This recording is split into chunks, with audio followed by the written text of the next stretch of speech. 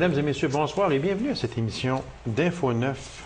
Bribes d'histoire par localité. C'est un ouvrage de quelques 200 pages qui a été lancé par la Société du patrimoine d'Abitibi-Témiscamingue. Alors, pour nous en parler, moi, je reçois celui qui a réalisé la recherche et la rédaction de ce livre. Mesdames et messieurs, de la Sarre, M. Réal Gagnon.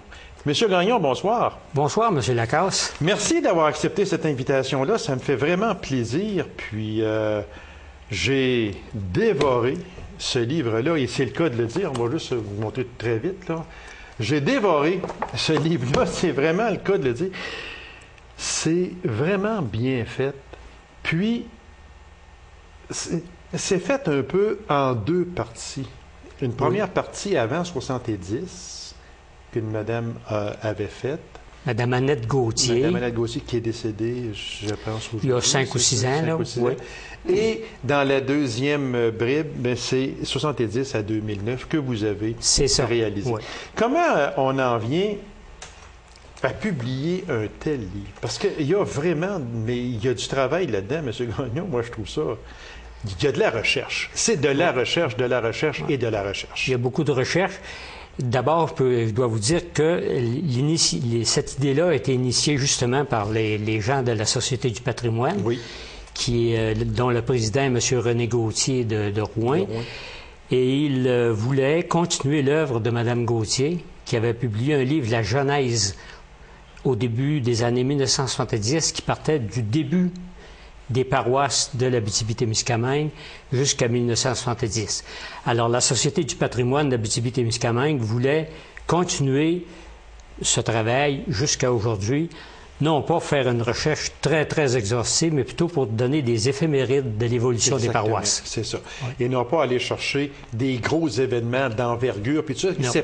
C'était pas le but de rechercher. Le but de rechercher était, telle municipalité, a eu sa charte, bien sûr, comme vous voulez, en 1916, mettons.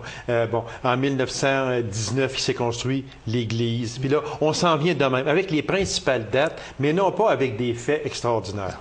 C'est ça. Et puis, en donnant comme ça les jalons du développement de chacune des paroisses, d'une part, le travail de Mme Gauthier reflétait peut-être... la genèse des paroisses, la naissance des paroisses. Oui.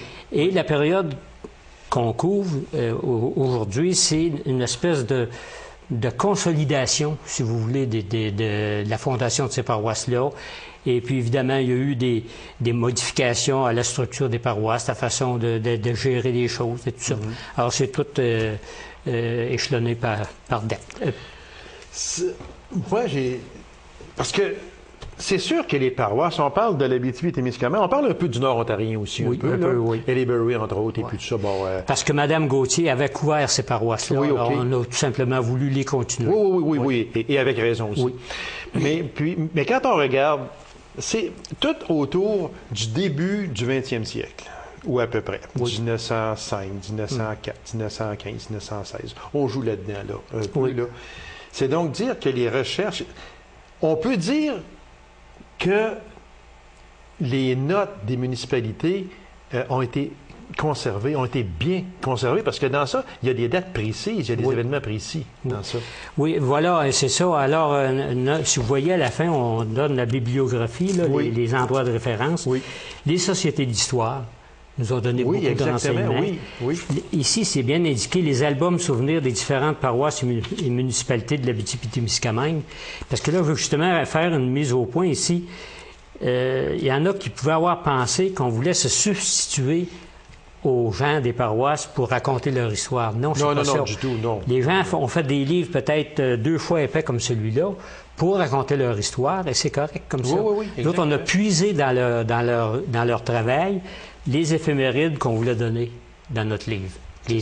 C'est sûr que quand on prend, juste quelques exemples, le 75e anniversaire de la Sarre, 75e anniversaire de Macamic, ça, on prend, ce sont des fêtes spécial et spécifique. À ce moment-là, on sort un livre, mais là, on s'en va dans les détails. Oui, et voilà. c'est tout à fait normal, parce que là, c'est le livre du 75e de telle ville. Mais ça, ce n'est pas ça, là. Non, nous autres, on ne réécrit pas l'histoire. Non. On n'a fait que donner des dates jalons, des dates importantes. Voilà, exactement. Le lecteur, s'il désire se renseigner plus à fond, là, à ce moment-là, il saura où aller pour aller chercher son information. Exactement. Parce que quand on dit ici que le CERNA, qui est devenu le CERDAT par après, oui. La conférence régionale des élus, ce sont tous des endroits qui ont été vraiment importants. Ce oui. sont des... eux autres ont beaucoup de notes, j'en suis persuadé. Il y en a beaucoup. Vos principales notes, les bribes, vous les avez pris où? Mettons là, on donne un exemple, M. Gagnon, OK? Oui. Vous êtes M. Gagnon, vous allez chercher, mettons, pour, on va dire, Amos. Ou, mettons, Saint-Mathieu, tiens, OK? Oui. Parce que c'est pas quand même, c'est pas beaucoup, c'est pas une grosse ville, mais il reste que vous avez... Saint-Mathieu, c'était quoi votre entrée pour aller chercher?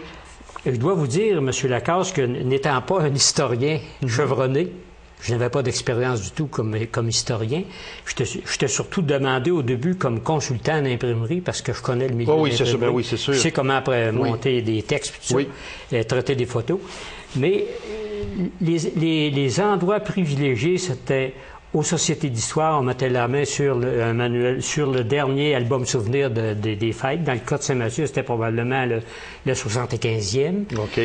Sur le site Internet de la paroisse, si elle n'a pas de site Internet, sur le site Internet de la MRC. La MRC. La MRC. Exactement. On allait aussi... j'ai utilisé beaucoup de contacts personnels que j'ai parce que je suis connu un peu... Vous êtes connu, pas un peu, beaucoup, M. Gagnon, beaucoup. Un peu connu. Nous autres, on se connaît, ça fait des années et des années. On a un privilège de vous connaître depuis des années, M. Lacasse. C'est réciproque, M. Gagnon.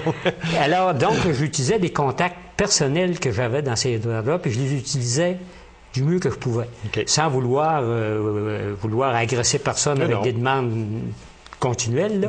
Mais j'ai eu beaucoup de collaborations là-dessus. Et c'est à peu près de cette façon-là que je réussis à obtenir les données que je voulais avoir. Ça, là, M.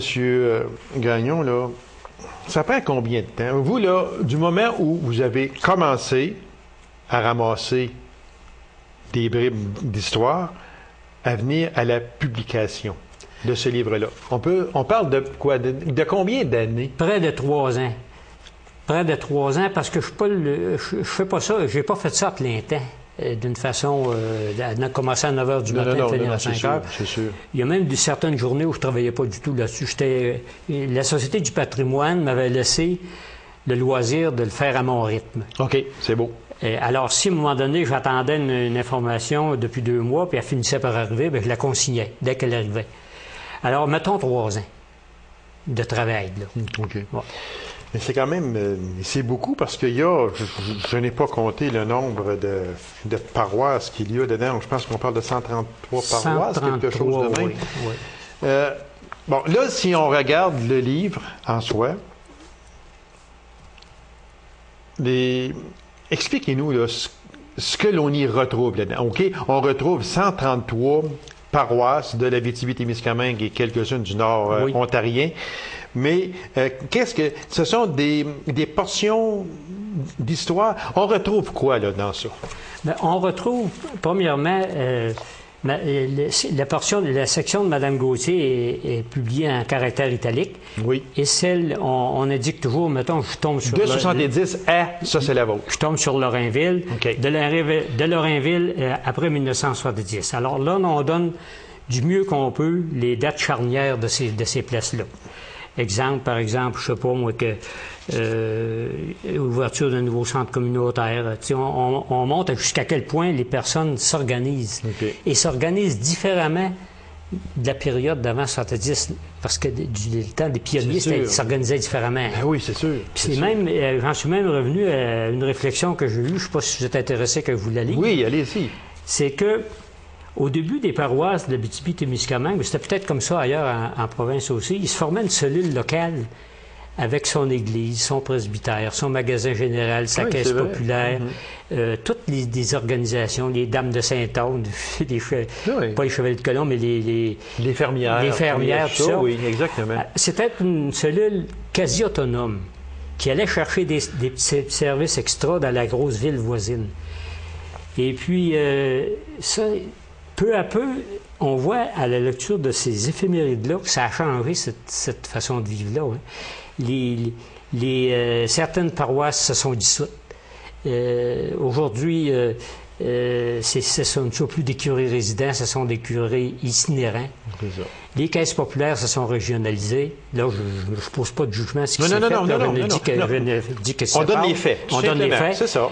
Les commissions scolaires, il y avait une commission scolaire locale qui engageait elle-même sa propre institutrice dans la paroisse. Oui. Aujourd'hui, c'est régionalisé.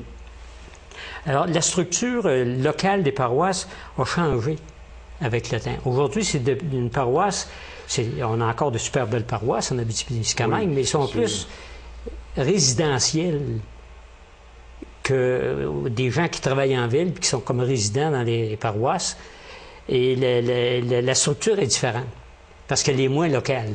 On ne voit plus de magasins généraux dans certaines paroisses. Alors, on est rendu petit sur un côté puis trop gros sur l'autre. Oui. Alors, c'est peut-être une remise en question continuelle des gens, n'est-ce pas? Parce que c'est fini le temps où la jeune fille ou le jeune garçon entrait à l'école primaire, dans sa paroisse, dans son village, dans sa ville, puis s'en allait jusqu'à la fin de son secondaire, puis il faisait tout ça à la même place. Voilà, c'est terminé ça. Bon. Alors, c'est comme ça aujourd'hui, et puis je pense qu'on essaye de le refléter du mieux qu'on peut, cette réalité-là. Vous avez beaucoup d'églises, mettons, qui sont fermées. Et puis, la plupart des institutions locales se sont régionalisées. Oui, parce que si on regarde, M. Gagnon, vous allez être d'accord avec moi, j'en suis persuadé, je reçois souvent Monseigneur Tremblay ici en entrevue. Puis, je lui posais la question une fois, mais on manque de prêtres dans les diocèses. Et lui, il m'a simplement répondu, on ne manque pas de prêtres, on manque de fidèles. Il a raison. Oui. On ne peut pas dire qu'il a tort, c'est sûr et certain. Alors ça, à quoi je veux en venir, c'est à la régionalisation un peu, c'est qu'à partir de ce moment-là, on voit qu'il y a un prêtre pour 5 localités, ou à peu près. Oui. Quand une église est rendue qu'elle n'est plus habitable ou est désuète, à la place de la rénover, on la détruit. C'est un peu ça qui s'en vient, là. Mais ce n'est pas partout. Moi, j'ai trouvé, d'abord, premièrement, je vais vous dire que j'ai adoré faire ce travail-là parce que j'ai découvert des choses que je ne savais même pas qu'il existait. Sûrement. Il y avait des places comme Rivière-Éva, par exemple, qui se sont pris en main, qui ont fait de leur église une espèce de centre multifonctionnel. Ils disent la messe là, ils font des funérailles là, ils font des dîners de paroisse là, et puis des associations locales font leurs réunions là. Et puis, c'est correct. C'est qu'on donne une autre vocation à l'Église. Voilà. Ce qu'elle était et ce qu'elle est aujourd'hui. Vous avez une magnifique église comme Rapide Danseur. Souhaitons que cette église-là... Parce que dans les belles églises, M. Gagnon, là, et qui est dans le livre, vous en parlez aussi, dans les belles églises, on a la Serre qui a conservé un patrimoine extraordinaire. À Macamic, c'est vraiment aussi une église de pierre que je souhaite que jamais un jour elle soit débâtie, et les Rapides Danseurs également. Alors, ce sont des monuments historiques. On en parle dans Macamic, qu'on a préservé votre carillon, je pensais. Oui, exactement. Oui. Alors, c'est une belle initiative des gens qui l'ont faite. Je comprends que c'est une initiative extraordinaire. Pour vous, est-ce qu'on peut dire que c'est un travail de moine, comme on dit? Le travail de moine, je peux peut-être exagérer un peu. Non, c'est un travail que moi, j'ai adoré faire, et puis ça ne m'a pas stressé plus qu'il faut. Je l'ai fait du mieux que j'ai pu. Il y a des lacunes, certainement. Il y a des gens qui vont trouver des lacunes. Si vous auriez rien fait, il n'y aurait pas de lacunes. Voilà. Fait que moi, quand une personne va dire, ouais, mais là, il aurait dû, mais non, regarde, non. Il n'aurait pas dû. Il l'a fait, puis chapeau, puis je vous en félicite, M. Gagnon. Merci beaucoup. Est-ce qu'on peut dire que pour faire un livre de même, il faut être un passionné de l'histoire? Êtes-vous un passionné de l'histoire? Je suis beaucoup plus passionné d'histoire que je ne l'étais au début. Okay. Parce qu'au début, je reviens avec ça, les gens de la Société du patrimoine, des gens que je connais beaucoup, il y avait M. Hilaire Boissy là-dedans, oui. que tout le monde connaît ici, oui, qui me connaissait aussi. Alors, il m'abordait comme consultant en imprimerie. Alors moi, je n'étais pas... J'aimais l'histoire, mais je n'étais pas un passionné d'histoire. Okay. Quand j'ai accepté le mandat qu'ils m'ont donné, là, je suis devenu de plus en plus passionné. Sûrement, parce qu'il faut aimer ça. Il faut aimer fouiller un petit peu dans ça. Qu'est-ce qui vous a le plus surpris, là, quand un coup que le livre a été sorti, là, puis vous l'avez feuilleté, c'est sûr, qu'est-ce qui vous a dit, ah, ben regarde, il me semble que ça, c'est bon, mais je sais que vous êtes une personne humble. Vous le direz pas que vous avez fait un beau travail, mais moi, je peux vous le dire, par exemple, vous avez fait un travail extraordinaire, et tous ceux qui ont collaboré de près ou de loin à ce travail-là, chapeau, félicitations. J'en profite pour remercier mes contacts qui m'ont donné toutes les informations que je recherchais. Parce que sans ça, il ne serait pas là. Il ne serait pas là. Exactement. Mais un coup, vous l'avez feuilleté, là, quelle a été votre fierté là-dedans? Ben, Pierre du livre, oui, c'est difficile de s'auto-juger, là. Non, je trouvais comme présentation que c'était pas si pire, puis que les photos étaient bien belles. Maintenant, c'est plus aux lecteurs et aux gens qui le regardent à juger de l'œuvre que vous avez faite. D'accord. Moi, je l'ai tout regardé, M. Gagnon. Merci. Puis, je vous en félicite. Puis toute l'équipe, puis tous ceux qui ont travaillé, qui ont collaboré de près ou de loin, chapeau. Puis chapeau à vous aussi, M. Gagnon. En terminant, parce qu'il reste à peine 1 minute, combien d'exemplaires et où on peut se le procurer? 300 exemplaires. Okay. On peut se le procurer auprès de moi-même, à la serre, et auprès du président, M. René Gauthier de Rouyn-Noranda. Les informations pour se le procurer, je ne sais pas s'ils peuvent être, en tout cas, ils sont là. Les gens ils ont à vous appeler aussi. Qui m'appellent, oui. Il peut être consulté en bibliothèque également? Bon, la plupart des bibliothèques l'ont déjà parce que la centrale des bibliothèques d'Abitibi-Témiscamingue s'en sont procurés suffisamment d'exemplaires pour remettre à leur bibliothèque. Les sociétés d'histoire les ont presque toutes. Il reste quelques sociétés qui n'ont pas encore commandé, mais ça s'en vient. Et puis, c'est ça, dans les bibliothèques surtout. Et le coût est de c'est combien? 30 C'est 30 pour avoir un superbe livre comme celui-là. Alors, Monsieur Gagnon, merci beaucoup. Félicitations à vous. Félicitations à tous ceux qui ont participé de près ou de loin à ce magnifique livre qui va rester en bibliothèque longtemps, j'en suis persuadé. Monsieur Lacasse, je vous remercie. Puis je vous remercie de m'avoir invité. Puis j'apprécie bien humblement les bons mots que vous dites à l'endroit de ce livre-là. Alors, vous le méritez très bien et je vous remercie beaucoup, Monsieur Gagnon. Alors, mesdames et messieurs, courte pause et on vous revient immédiatement après. Restez avec nous.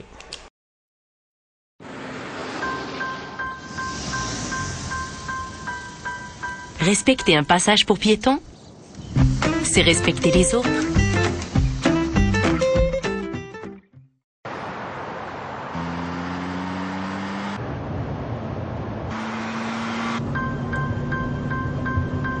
Respecter un CD, c'est respecter les autres.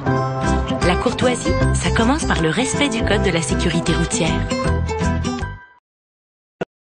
La Commission des loisirs de la Sarre, en collaboration avec le Centre d'art Rotary, présente sa semaine culturelle qui aura lieu du 19 au 26 septembre prochain. Alors, pour nous en parler, je reçois la toujours très sympathique directrice générale, Mme Suzy Tousignan. Madame Tousignan, bonsoir. Bonsoir. Ça me fait plaisir de vous recevoir, Mme Tousignan. Vous êtes dans tellement d'organisations que ça nous fait toujours plaisir de jaser avec vous, de venir présenter des programmes. Alors, c'est sûr que la semaine culturelle, c'est du 19 au 26 septembre prochain, donc c'est très, très, très prochainement. Il y a beaucoup de choses. Alors, on va débuter immédiatement avec le dimanche, le 19 septembre prochain. Bien, dimanche le 19 septembre prochain, il y a 3 expositions. On présente 3 expositions. Témoins du passé, c'est notre fameux concours de photos que nous avons lancé l'an passé, en 2009. Oui, j'aimerais juste ouvrir une parenthèse sur ça parce que vous me disiez avant l'entrevue que tellement de photos, il y a tellement de personnes qui ont participé qu'il a fallu augmenter le jury quasiment. Ben, c'est parce que c'était trop difficile à arriver, parce que le jury avait à choisir 12 photos pour les 12 mois de l'année. Oui. Parce que vous savez qu'on crée un calendrier avec magnifique calendrier. Qu'on va d'ailleurs parler lors d'une prochaine entrevue. Qui représente la région, ça c'est important. Oui. C'était assez difficile, mais la qualité cette année, c'était super. Je remercie tous ceux qui ont participé à ce concours-là. Plus ça va, plus on a de participants, tant mieux. Tant mieux, tant mieux, tant mieux. Bravo, bravo. Alors, il y a cette exposition-là. Il y a aussi Dualité, une exposition de Jeannot Hamel au Centre d'art Rotary. Jeannot Hamel, pour sa réputation, un peu à faire. Et il y a aussi Mandala à fleur de peau. Ça, c'est nouveau. Oui. C'est une nouvelle artiste. Pas nouvelle non plus, parce que, mais c'est sa première exposition. C'est des mandalas de Madame Hélène Gagnon. OK. Et sa poésie aussi qui va être exposée en même temps. OK. Fait que tout ça, c'est le dimanche, le 19 septembre. Et c'est gratuit, il faut le dire. C'est gratuit. C'est l'ouverture. Voilà. On en profite pour le lancement de notre semaine. Plein d'activités. Et c'est dans la salle du conseil municipal. C'est à la salle du conseil municipal. Il y a plein d'activités à venir gratuites, justement. Voilà. Le 20 septembre? Le 20 septembre, nous présentons un atelier d'origami dans l'après-midi avec Mme Nicole Tremblay. Oui. Alors, ça, tout le monde est invité. Il y aura aussi des spectacles Boom Chica pour les élèves du primaire seulement. Ah, OK. Oui, ça, c'est un spectacle que les élèves sont appelés à fabriquer avec la récupération des instruments de musique et à aller présenter ça à cet animateur-là qui, lui, va lui donner encore plus de conseils, d'idées. Et il y a un spectacle en même temps avec les instruments de musique. 21 septembre. 21 septembre. On va aller vite un petit peu parce qu'on va manquer de temps. Mardi, là, ça va en hors-circuit. En hors-circuit, c'est que je prends 15 personnes qui vont avoir réservé et on s'en va visiter un atelier d'artistes. Cette année, on a décidé d'aller visiter l'atelier de Jim Couture à Laverandière.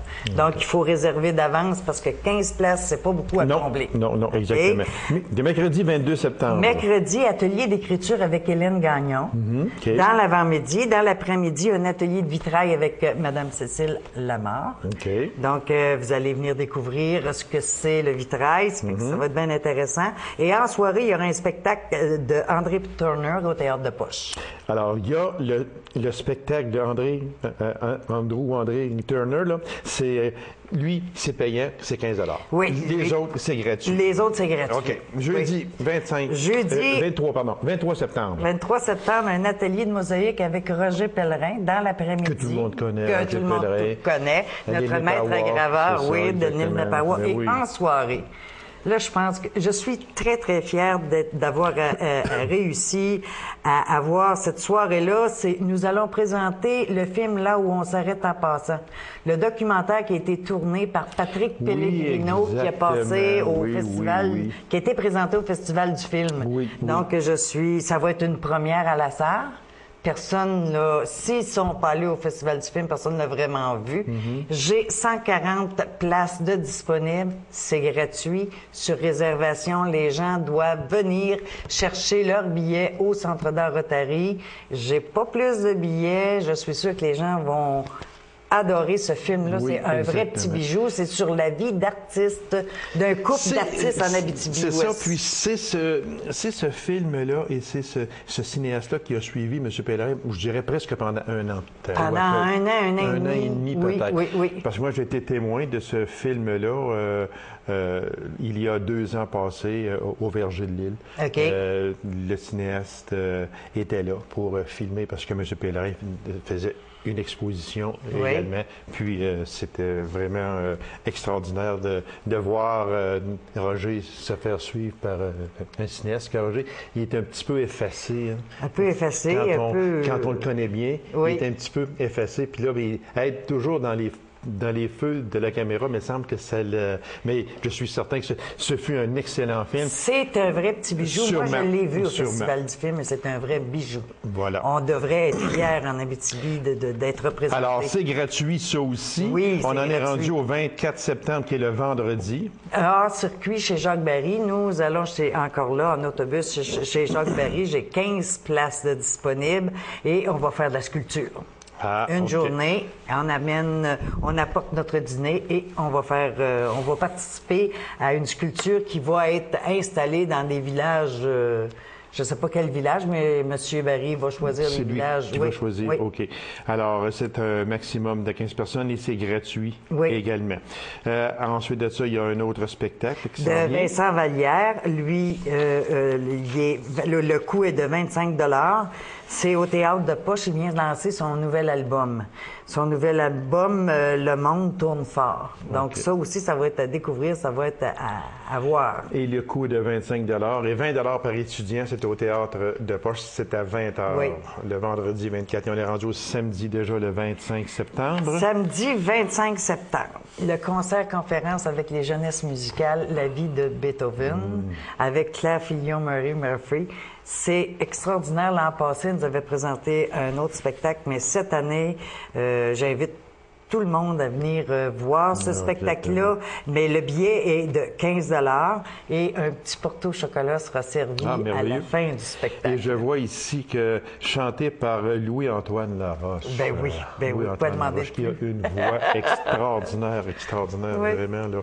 Alors, c'est 15 $, les billets sont au guichet, et le dimanche, le 26 de septembre. Dimanche 26 septembre, en après-midi, il y aura un spectacle pour les tout-petits qui s'adresse de 5 à 12 ans avec les parents. C'est un spectacle de Marie Musette, un spectacle de danseurs, de chanteurs, et les gens doivent réserver... Jeune public. Oui, venir chercher le billet, parce que ça aussi, c'est gratuit, mais il y a 144 places, il n'y a pas plus de places, donc les gens doivent venir chercher le billet au Centre d'art. Au Centre d'art, Rotary. Et dans l'après-midi, ce sera la fermeture de la semaine de la culture, si bien rempli. Oui, c'est assez bien rempli. Pas grand trou là-dedans, madame. Non, j'aime pas ça des trous. Non, c'est ça, on n'en fait pas. Alors, il y aura plein de prix, de remises premièrement, le dévoilement de l'Oriflamme gagnante. Les gens avaient à voter cet été tout au long de l'été, les touristes aussi, pour l'Oriflamme présentée dans les rues par les artistes. Donc, ça va se faire là aussi. Le prix coup de cœur du calendrier. Donc, les gens ont une semaine du 19 au 24 pour venir voter pour le prix coup de cœur du calendrier. Maintenant, le jury a déjà choisi 12 artistes, 12 photographes pour faire les 12 mois de l'année. Mais la page couverture, ce sera... C'est le coup de cœur. Le coup de cœur, c'est le public qui décide. Et en terminant, parce qu'il reste à peine 30 secondes, dévoilement du nouveau calendrier. Voilà. Qu'on aura une émission spéciale aussi que nous allons faire très bientôt avec ce calendrier-là. On parle du dévoilement de l'artiste et de l'œuvre choisie pour le tirage 2011, Relance à $. Relance à $, aussi. Tout va se faire en même temps. Alors, on invite les gens. C'est une très, très belle brochette, Madame Tousignan. C'est du 19 au 26 septembre prochain. On vous invite à y aller. Il y a une pléiade d'artistes qui sera là. Il y a des coups de cœur, encore une fois. Un travail extraordinaire, Madame Tousignan. Oui, allez-y. Ça s'adresse à tout le monde. Oui, exactement. Parce qu'on voit un jeune public, 5-12 ans, mais on voit...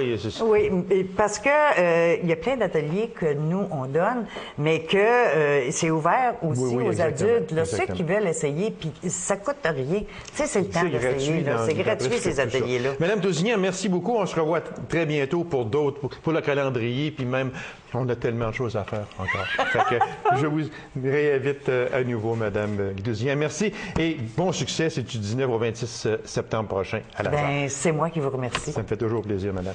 Alors, Mesdames et Messieurs, merci d'avoir été là et on se donne rendez-vous à une prochaine émission d'Info 9. Au revoir.